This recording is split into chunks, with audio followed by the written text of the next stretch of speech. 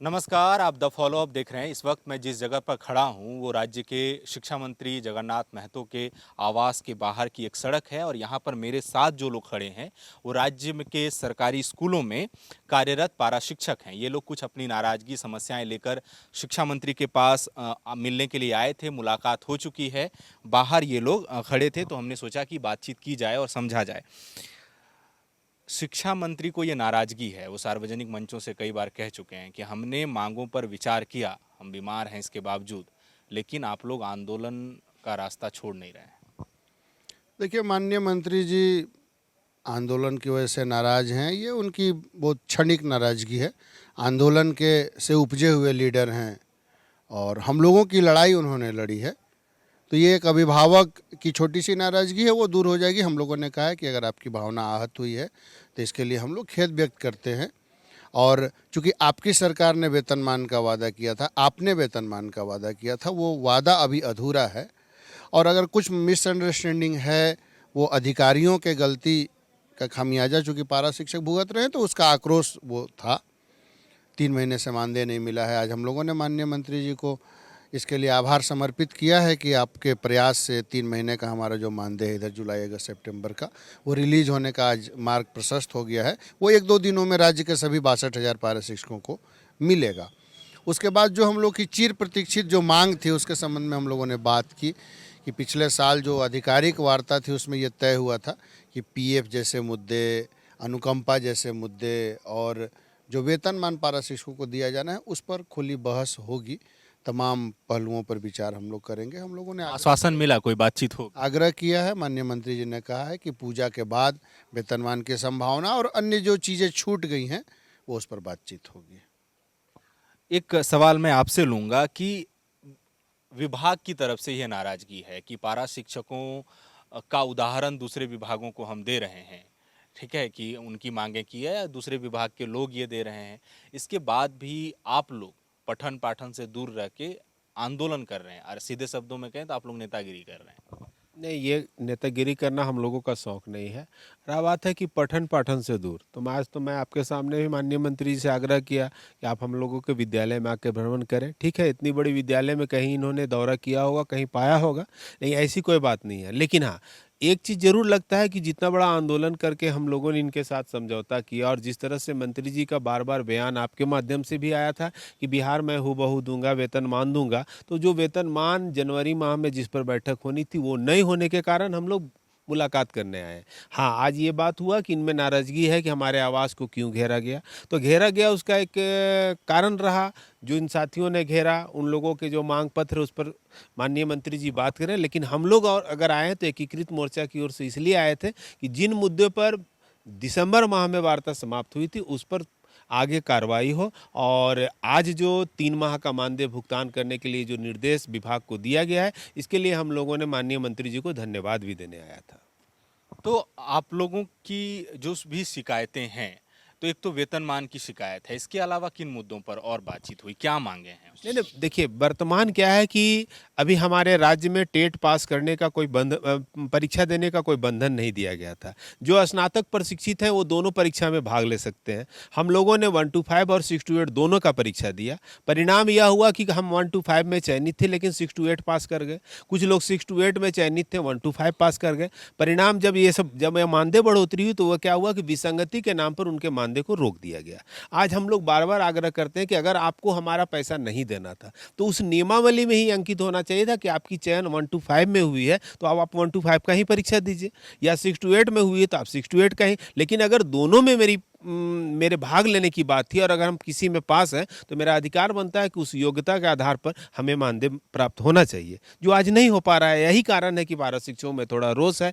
माननीय मंत्री के समय में बड़ी बढ़ोतरी हुई, हम लोगों ने काफ़ी खुश हुआ, लेकिन वैसे शिक्षक जिनको यह मानदेय बढ़ा हुआ मिलता था आज लगभग 4800 से 5200 उनका कट गया है। तो वो परेशान है कि ये कब होगा। और बार बार हम लोग मंत्री से आग्रह किए हैं, मंत्री जी के द्वारा आश्वासन भी मिला है कि इस पर विसंगति पर एक टीम बनी है, उसकी रिपोर्ट आनी है। तो आज भी उस मुद्दे पर भी हम लोगों ने आग्रह किया है कि उस रिपोर्ट को लाकर जो हम लोग जिस योग्य हैं उस योग्य की माने पालन करते हुए हमें भुगतान होना चाहिए।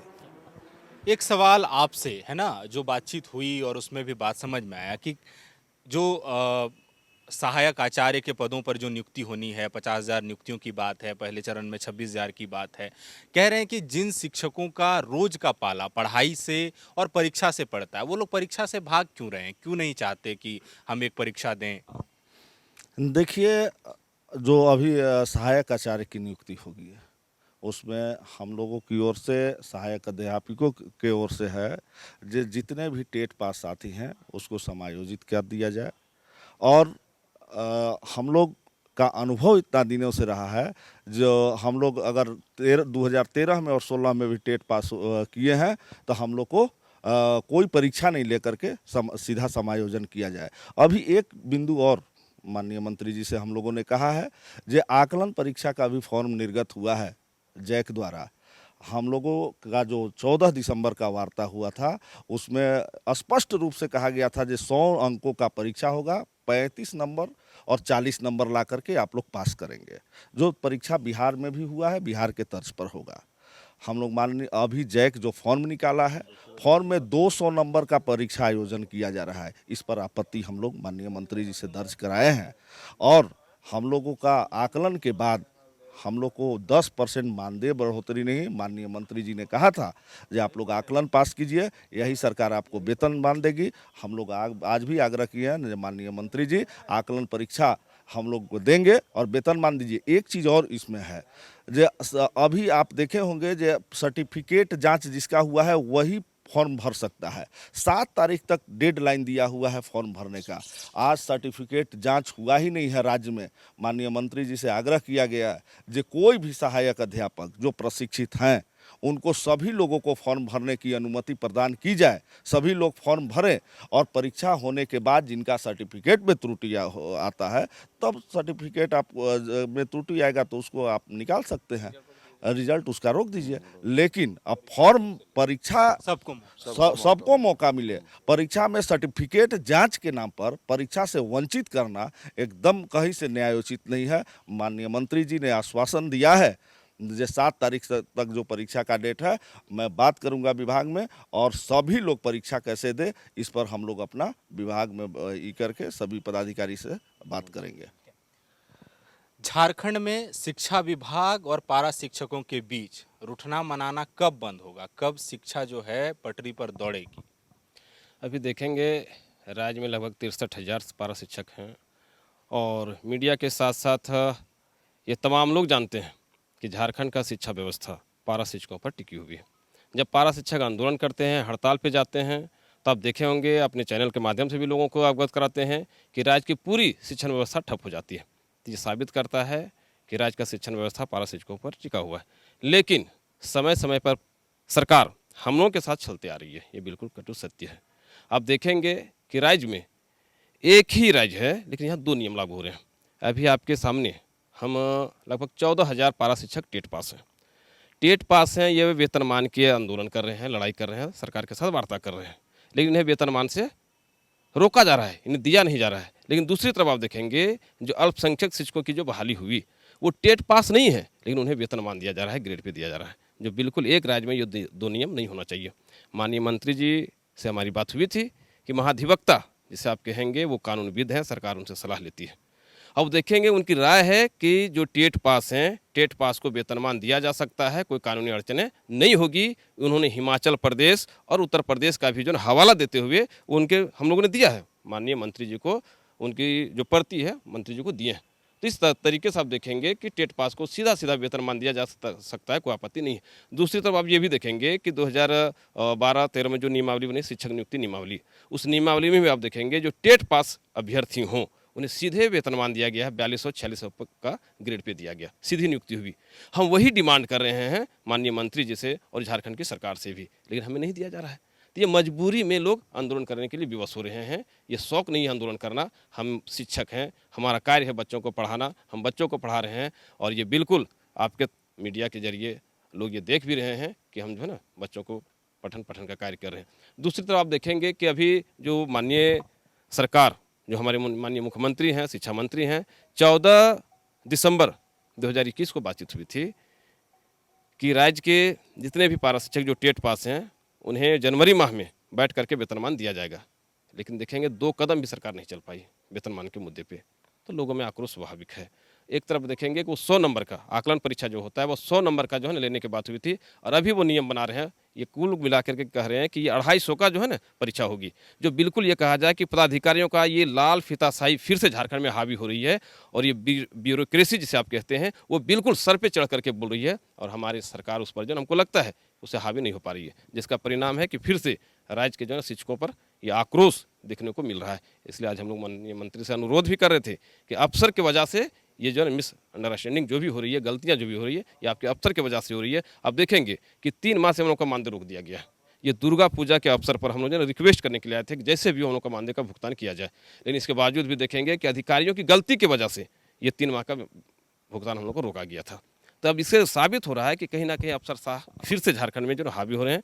हम लोग प्रयास कर रहे हैं कि माननीय मुख्यमंत्री से भी मिलेंगे, इन तमाम शिकायतों को वहाँ तक हम लोग ले जाने का प्रयास करेंगे।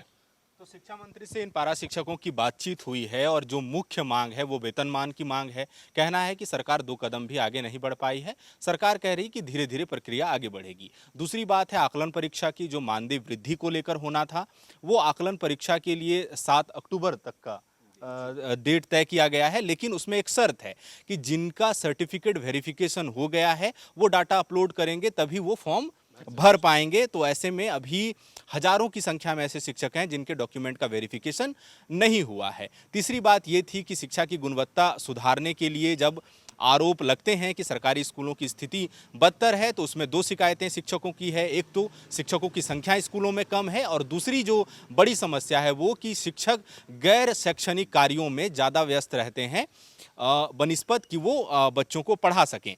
तो शिक्षा मंत्री और पारा टीचरों के बीच बातचीत हुई है, और देखना है कि गतिरोध कब तक दूर होगा और शिकायतों पर एक आम सहमति बन पाएगी और शिकायतें भी दूर होंगी। फिलहाल हमें इजाज़त दीजिए। सहयोगी अमित के साथ मैं सूरज ठाकुर, द फॉलो-अप, रांची। विवेकानंद विद्या मंदिर स्कूल एक CBSE affiliated English medium coed school है।